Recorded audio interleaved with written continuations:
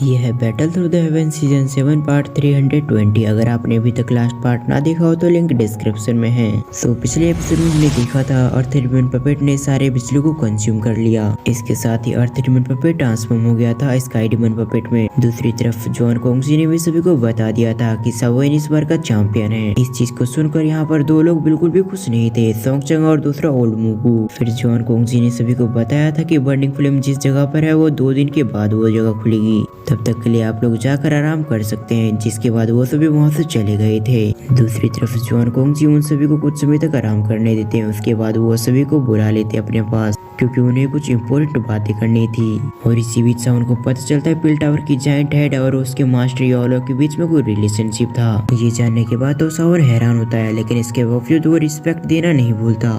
तो आगे इस पार्ट की शुरुआत में सावन टियान लेजी को ग्रीट करते हुए कहता है, मैं सावन आपको ग्रीट करता हूँ। ये सुनने के बावजूद टियान लेजी के एक्सप्रेशन बिल्कुल भी चेंज नहीं होते। वो कहते हैं ठीक है, और इसके साथ ही हम तीनों तुम्हें धन्यवाद कहना चाहते हैं, क्योंकि पिल गैदरिंग कंपटीशन में तुमने हमारी इज्जत को बचा ली, मतलब रेपुटेशन। नहीं तो हमारी रेपुटेशन बहुत ज्यादा नीचे हो जाती। टियान लेजी की बात को सुनने के बाद सावन हैरान हो गया था। इसके साथ ही वो अपने मन में कहता है, आखिर ये मुझे धमका रहे हैं या फिर मुझे धन्यवाद कह रहे हैं, क्योंकि इनके चेहरे पे जो एक्सप्रेशन है वो बिल्कुल भी नहीं लगता कि ये मुझे थैंक यू कह रहे हैं। जब सावन इसके बारे में सोच रहा था तो दूसरी तरफ हम जॉन कोंगजी को देखते हैं, जिन्होंने भी समझ लिया था कि आखिर सावन क्या सोच रहा है। इसलिए वो हंसते हुए कहता है, तुम्हें परेशान होने की आवश्यकता नहीं है। इनके एक्सप्रेशन ही कुछ ऐसे हैं, इनके चेहरे के एक्सप्रेशन हमेशा से कोल्ड ही रहे हैं। इसीलिए टियान लेजी जब भी बात करते तो ऐसा लगता है कि जैसे कि वो धमका रहे हो। ये सुनने के बाद सावन अपने सिर को हाँ मिलाता है। तभी जॉन कोंगजी सभी से कहते हैं, अब हम इस टॉपिक को यहीं पर खत्म करते हैं। मैंने आपको यहाँ पर जरूरी काम से बुलाया है,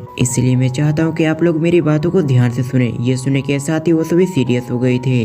उन लोगों को एक झलक देखने के बाद जॉन कोंगजी कहते हैं, जैसे कि तुम्हें पता हो कुछ ही समय के अंदर स्टार रेलम ओपन हो जाएगा। इसके साथ ही तुम उसके अंदर एंटर कर जाओगे। उसके बाद तुम्हें किसी भी तरह से 3000 बर्निंग फ्लेम को ऑब्टेन करना होगा, क्योंकि मैं नहीं चाहता कि ओल्ड मूव के हाथों में ये हेवनली फ्लेम लगे, क्योंकि अगर ऐसा हुआ तो ये हमारे लिए बहुत बड़ी हार होगी। इसके साथ ही मुझे ये भी पता है कि तुम्हें 3000 बर्निंग फ्लेम को ऑब्टेन करने में काफी ज्यादा समस्या आने वाली है, और तो और तुम्हारा दुश्मन भी तुम्हारे साथ ही जाएगा, जिस वजह से वो तुम्हें पूरी तरह से रोकने की कोशिश करेगा कि तुम लोग 3000 बर्निंग फ्लेम को ऑब्टेन ना कर पाओ। फिर वो स्टार एलम के बारे में बात करते हुए कहते हैं, स्टार एलम को हम तीनों ने मिलकर बनाया है। इसके साथ ही हमने उस जगह पर कई सारे फॉर्मेशन भी लगाए हैं ताकि हम उस जगह को हाइड कर पाएं। और तो और स्टार एलम के अंदर जहाँ 3000 बर्निंग फ्लेम है उस जगह पर भी हमने सील लगा रखा है, ताकि किसी भी तरह से 3000 बर्निंग फ्लेम वहाँ से भाग ना पाए। और ऐसा करने की वजह से 3000 बर्निंग फ्लेम हम सभी पर काफी गुस्सा है, यहाँ तक कि पिल टावर पर भी। वो हम तीनों को सबसे बड़ी दुश्मन के रूप में देखती है।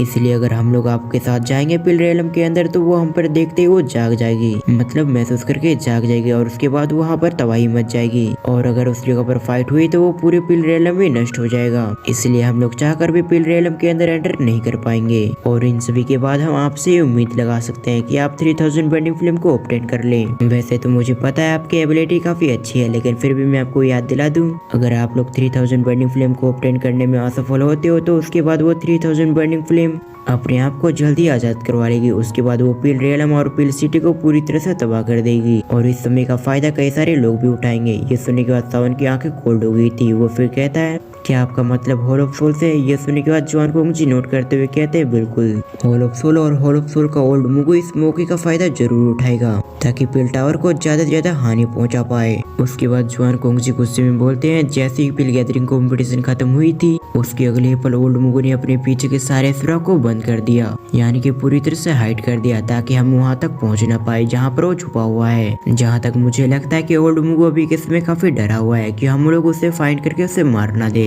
इसीलिए वो अपनी व्हील से उसी समय निकलेगा जब स्टार रेलम ओपन होगा। उससे पहले ओल्ड मुगु को ढूंढना बहुत ज्यादा मुश्किल होगा। और ओल्ड मुगु की पावर को देखने से साफ साफ पता चलता है कि वो पिल गैदरिंग कॉम्पिटिशन के लिए ऐसे नहीं आया है, वो जरूर किसी प्लानिंग के साथ आया हुआ है। और इसीलिए हमने आप सभी को यहाँ पर बुलाया है, ताकि आप 3000 बर्निंग फ्लेम को किसी भी तरह से ऑब्टेन ना होने दें। फिर वो अपने स्टोरिंग से कुछ चीजें निकालते हैं, जिसे देते हुए कहते हैं, अगर आपको लगता है कि पिल रेलम के अंदर कुछ गड़बड़ है जिसे आप संभाल नहीं सकते तो आप इसे ब्रेक कर दें। ऐसा करने की वजह से वो उस जगह पर कुछ एल्डर आ जाएंगे जो ओल्ड मुगु को रोक लेंगे। ये सुनने के बाद वो सभी नोट करते हुए कहते हैं, बिल्कुल हम अपनी तरफ से पूरी प्रयास करेंगे। ये कहने के साथ ही उन्होंने उस चीजों को अपने स्टोरिंग में स्टोर कर लिया था। ऐसा लगता है बर्निंग फ्लेम के लिए एक जबरदस्त बैटल होने वाली है। जिस बैटल में जो जीता है उसका बर्निंग फ्लेम हुआ। लेकिन बर्निंग फ्लेम के लिए ये लाइन भी नहीं कहा जा सकता। मान लेते सावन सभी को हराकर 3000 बर्निंग फ्लेम तक पहुंच भी जाता है, तब भी बर्निंग फ्लेम उसे अपने आप को ओपन नहीं करने देगी। सीन शिफ्ट होता है, हम सावन को देखते हैं जो कि अपने मन में सोचता है अगर ओल्ड मूव मुझे रोकने का प्रयास करता है तो मुझे रूटलेस बनना होगा,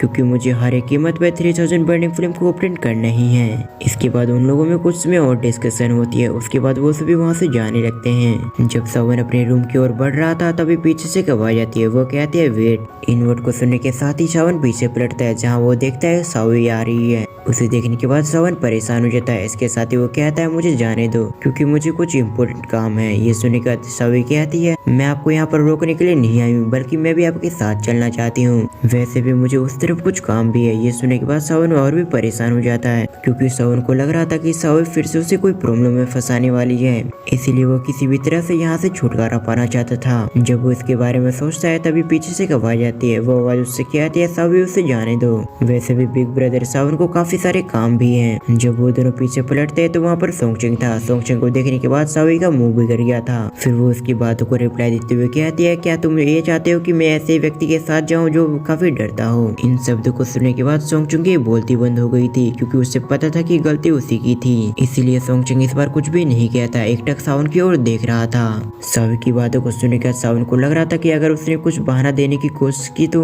वो उसके साथ पता नहीं कुछ क्या कर देगी। इसलिए सावन अब कुछ ना कहकर आगे की ओर बढ़ने लगता है। जब ये चीज सावी देखती है तो उसके चेहरे पे स्माइल आ चुकी थी। वो अपने मन में कहती है ये हुई न बात। इधर सोंगचेंग जब देखता है कि सावी और सावेन एक साथ जा रहे हैं तो उसे काफी गुस्सा आता है। इसके साथ ही वो अपने मन में कहता है सावेन मैं तुम्हें छोड़ूंगा नहीं। अगले सीन में हम एक दरवाजे को ओपन होते हुए देखते हैं। जब वो देखती है बाहर कौन है तो उसके चेहरे पे स्माइल आ चुकी थी। वो फिगर अपने सामने वाले फिगर से कहती है सावेन तुम फाइनली आ चुकी हो, हम सभी तुम्हारा इंतजार कर रहे थे। तभी उसकी नजर पीछे वाली लड़की पे पड़ती है जो और कोई नहीं बल्कि सावी थी। उस जगह पर सावी को देखकर वो फिगर हैरान हो गई थी। तभी सावी कहती है आखिर ये कौन है जो तुम्हारे कमरे में आराम कर रही है, यानी कि तुम्हारे साथ रुकी हुई है। ये सुनने के बाद सावन कहता है ये लिटिल फेरी डॉक्टर है। और फिर वो लिटिल फेरी डॉक्टर की ओर देखते हुए कहता है ये सावी है, तुमने इसे देखा होगा पिल गैदरिंग कॉम्पिटिशन में। जिस पर लिटिल फेरी डॉक्टर कहती है हाँ मैंने देखा था। तभी सावी कहती है मैं अपने दोस्त के साथ आई हुई थी, मुझे उम्मीद है कि आपको बुरा नहीं लगा होगा। ये सुनने के बाद लिटिल फेरी डॉक्टर कहती है आखिर मुझे क्यों बुरा लगेगा, क्योंकि आप तो सावन के एक दोस्त हैं और दोस्त के साथ आना कोई बुरी बात नहीं होती। कुछ समय चैट करने के बाद सावन को लेकर लिटिल फेरी डॉक्टर कमरे के अंदर आ जाती है। उस कमरे में आने के साथ ही लिटिल फेरी डॉक्टर सावन की ओर देखने लगती है। और इसी सीन के साथ हमारा ये पार्ट यहीं पर एंड होता है। और इस वीडियो का लाइक टारगेट है 400। इसके साथ ही मैं आपको बता दूं मेरा एक टेलीग्राम चैनल भी है जिसका लिंक आपको कमेंट सेक्शन में मिल जाएगा।